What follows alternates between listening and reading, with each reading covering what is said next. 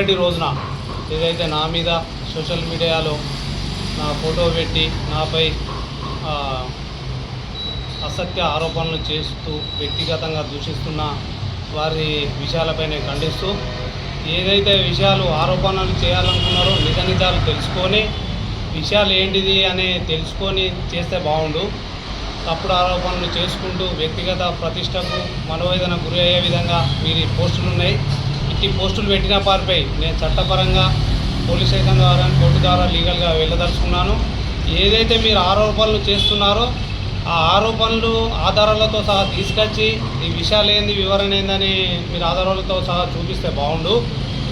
ఇదే వేదిక నుంచి స్థానిక తహసీల్దార్ గారికి కూడా ఒక విన్నపం చేయదలుచుకున్నాను. ఈ విషయాలైతే ఎవరైతే దీనికి సంబంధించి ఆరోపణలు చేసిరో నా మీద అది నిజ నిర్ధారణలు చేసి ఎవరైతే తప్పు చేసిరో వారిని చట్ట ప్రకారం శిక్షించాలని కోరుతూ నాపై వ్యక్తిగతంగా దూషిస్తూ పోస్టులు పెట్టి నా వ్యక్తిగత ప్రతిష్టకు భంగం కలిగించే విధంగా చేసిన వారిపై చట్టరీత్యా చర్యలు తీసుకోవాలని నేను అధికారులను కోర్టు ద్వారా పోయి పరువు నష్టం దావా కూడా వేయదలుచుకున్నాను.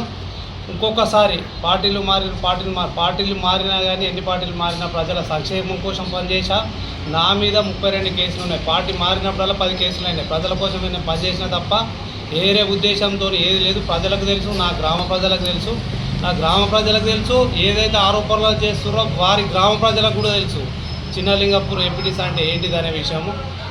మరొకసారి నేను చెప్తున్నాను, నా మీద వ్యక్తిగత ఆరోపణలు చేసి నా వ్యక్తిగత ప్రతిష్టకు భంగం కలిగించిన వ్యక్తులపై చట్టరీత్యా అధికారులకు నేను విన్నవించుకుంటాను. ఇప్పటికే పిటిషన్లు ఇవ్వడం జరిగింది.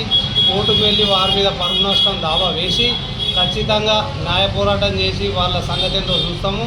ఇష్టం ఉన్నట్టు ఏది పడితే అది మీ అధికారంలో ఉన్నప్పుడు ఫోర్జరీలు చేసిర్రు, భూములు ఆక్రమించుకున్నారు.